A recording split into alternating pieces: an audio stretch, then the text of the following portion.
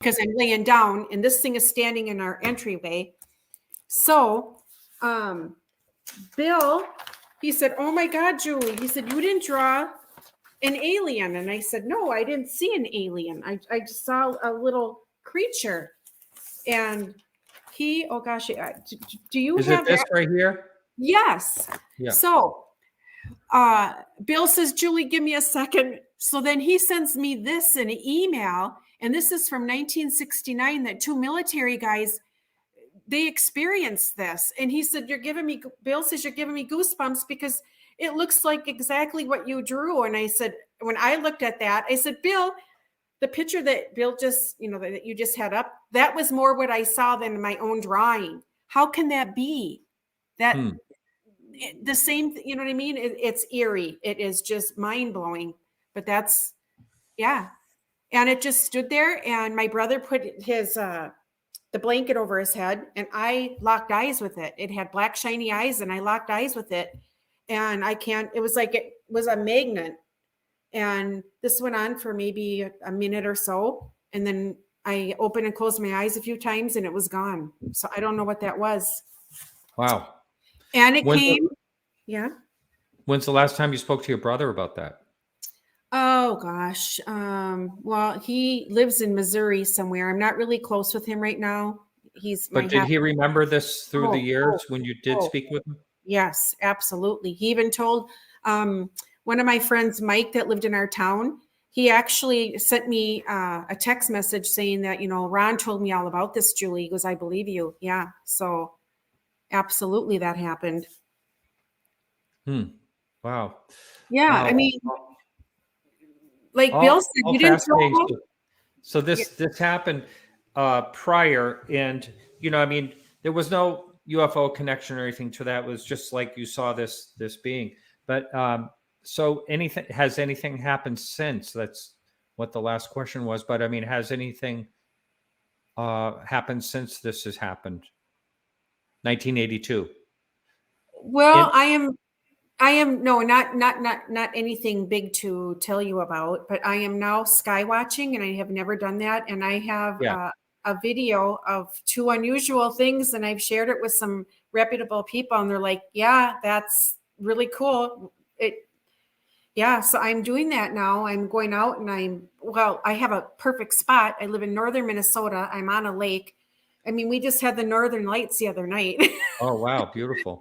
So I have a lot of beautiful, and another thing too, I want to tell you, Martin, my book, Dark Secrets, Hidden Lies. Do you see the streetlight? Yeah.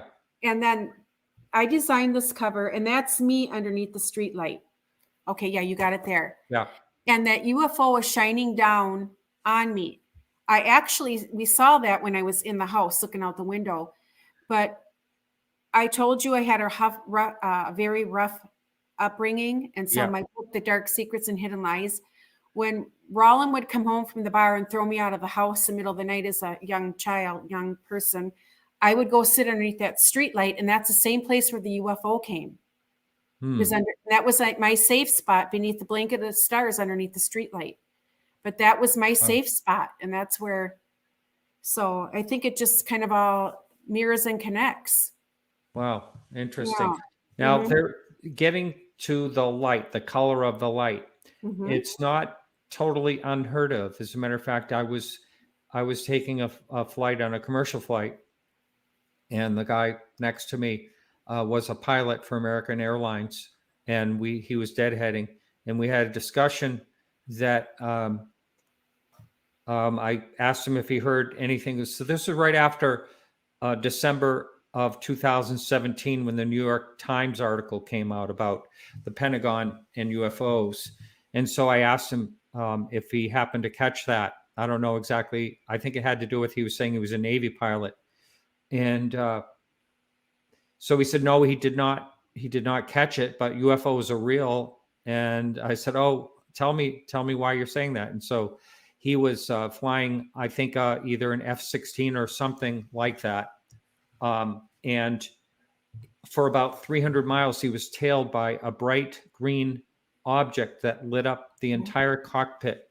and it was he said it was just a really bright green, and it followed him for I think he said about 300 miles, which is very interesting.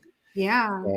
So you don't hear it a lot, but green is one of the things people talk about. Green orbs. I've never heard anyone talk about a green cigar shaped item, but would you say that this had an overall green hue to it, or was it shining out green lights? No, it was not shining out any green flashing lights. It was just green, bright, and it had like a so like the actual light had, what did you say, like a aura around it? Yeah, it had kind of like that. It had like a little, like a light around it. That's kind of what I have to say. That's kind of what I saw. Yeah. I had a sighting back in 2007, and it was a disc-shaped object, but it had a blue glow all the way around it. It didn't have any lights, but it was sort of twilight at the time. But this thing it wasn't really extremely bright or anything, but it had a blue glow all the way around it, but no lights emanating, off of it. Nothing flashing. I looked in there. I wanted to see if there was anything like dark in that light, like if you could just, because you're looking out the window and you're watching this, and it's even with you with the street light, and I couldn't make anything out in that light at all. And isn't it weird that I shouldn't say use the word weird, but for a light like that to shoot out fireballs, it just I've never heard. I don't think I've ever heard anything like that ever from anyone so far. I know. I mean, yeah. And and that's exactly what happened. And I don't, like you said, I don't even understand it. How can a light shoot out fireballs and then, leave these debris in the snow? It's just something that I got to witness, and I feel like it was a gift. I really do, with me and my mother, what we went through with all the trauma, and then Roland, the timing of they're going through the divorce and he was leaving. To my mother and I, it was like finality. It was just like, yeah, this, it was to us, it was a sign. And her and I talked about that. We said it was a sign. Do you believe that you have complete memory of it, or do you think that there's any missing pieces that you'd like to recover, say in hypnotherapy or something like that? I've always said this too, and I've told this to Paula. Okay, so this happened at midnight. We went up to bed because I know we watched a movie. There's no way an hour and a half went by, and to me, that happened, happening at midnight. And I know, to me, I feel like that's the time part. Like, I think 12 o'clock came too fast. That's how I have always felt. My mom felt that way too.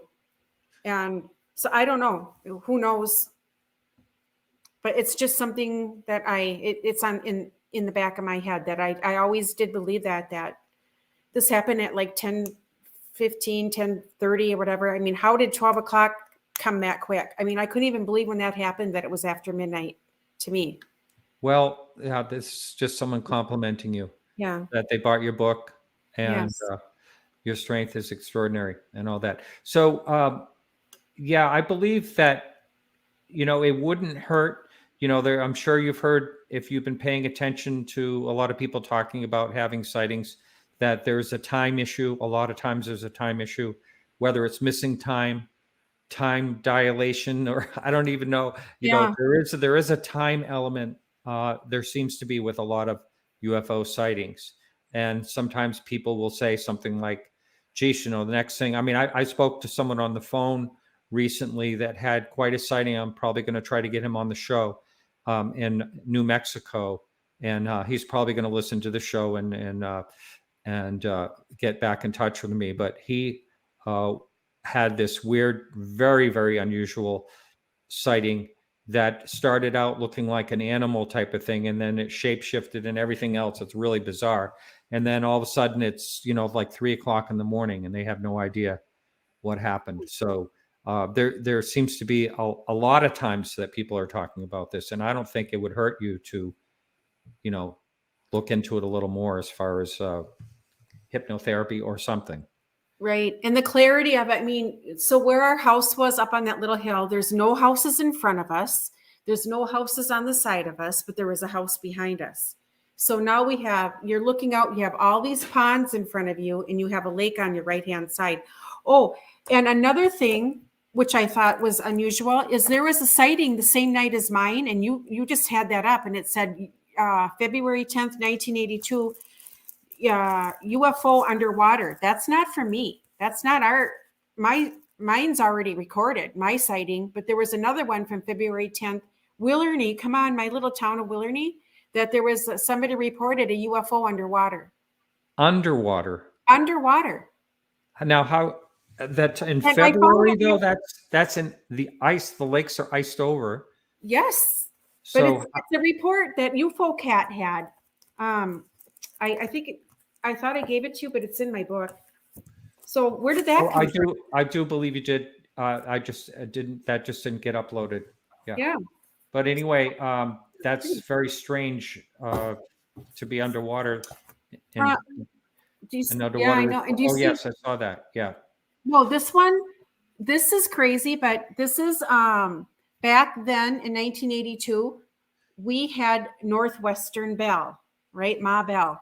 Yep. And my mother saved this, and this is us. It says, save this Northwestern Bell from March 1982, searching for report of whatever became of the full intact ring. Where was it? What happened to the piece?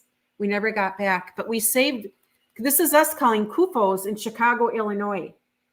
Mm-hmm. My mother saved that because she had everything like in a little photo album. She was so That's proud. great. She did.